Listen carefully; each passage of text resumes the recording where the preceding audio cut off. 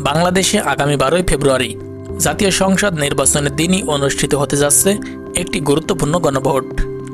এই গণভোটে ভোটারদের সামনে থাকবে মাত্র দুইটি অপশন, হ্যাঁ অথবা না। কিন্তু প্রশ্ন হলো, এই হ্যাঁ আর না আসলে কিসের জন্য? হ্যাঁ অথবা না ভোট দেওয়ার মাধ্যমে জনগণ কি পাবে?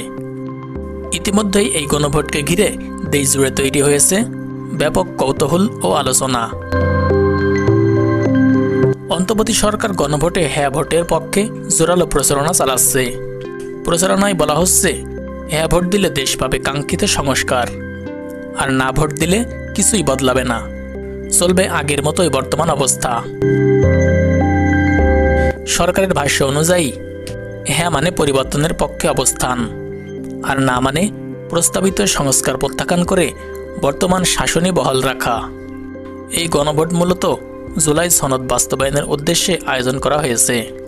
এখানে আলাদা আলাদা নয়, বরং 4টি পরস্পর সম্পর্কযুক্ত সংস্কার প্রস্তাব একসাথে অনুমোদনের জন্য ভোট নেওয়া হবে। অর্থাৎ কেউ যদি হ্যাঁ ভোট দেন, তাহলে ধরে নেওয়া হবে তিনি 4টি প্রস্তাবে সম্মতি দিচ্ছেন।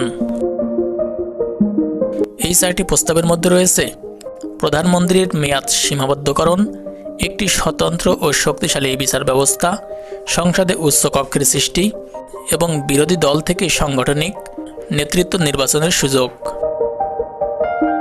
সরকারি ব্যাখ্যায় বলা হচ্ছে, হ্যাঁ ভোটের মাধ্যমে ক্ষমতার ভারসাম্য তৈরি হবে, দেশের গণতান্ত্রিক নিয়মনীতিগুলো আরও শক্তিশালী হবে এবং গুরুত্বপূর্ণ সংবিধান সংশোধনী বাস্তবায়নের পথ সুগম হবে।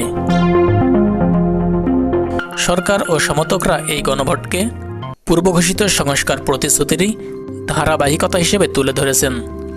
তাদের মতে হ্যাঁ ভোট মানে শুধু তাৎক্ষণিক পরিবর্তন নয়, বরং দীর্ঘমেয়াদী গণতান্ত্রিক সংস্কারের প্রতিশ্রুতি। তবে এই গণভোট নিয়ে সমালোচনাও কম নয়।